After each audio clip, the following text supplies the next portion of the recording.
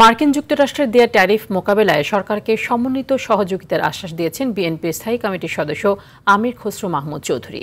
রাজধানীর একটি হোটেলে বিজিএমইএ, বিকেএমইএ সহ ব্যবসায়ী প্রতিনিধিদের সাথে বৈঠক শেষে আমির খসরু বলেন, যুক্তরাষ্ট্রের ৩৫% শুল্ক আরোপের ফলে $৮ বিলিয়ন রপ্তানি আয় ব্যাহত হওয়ার পাশাপাশি ঝুঁকতে থাকবেন ১৫ লাখ মানুষের কর্মসংস্থান।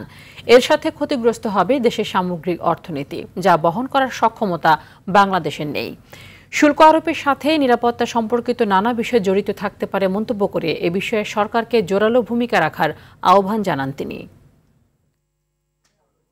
আমরা একটা কঠিন সময় পার করছি, এটার সমাধান যদি সঠিকভাবে করতে না পারি আমরা, তাহলে আমাদের অর্থনীতির সাথে জড়িত যে সমস্ত সার্ভিস সেক্টর আছে, ইন্ডাস্ট্রি আছে, সবাই এফেক্টেড হবে। ট্যারিফের সাথে কিন্তু এটা নিরাপত্তাজনিত কিছু বিষয় চলে আসছে এখানে। ঐক্যবদ্ধভাবে আমরা সবাই মিলে এটার একটা সুষ্ঠু সমাধান দরকার। এই জন্য আমরা বসেছি আজকে আলোচনায়।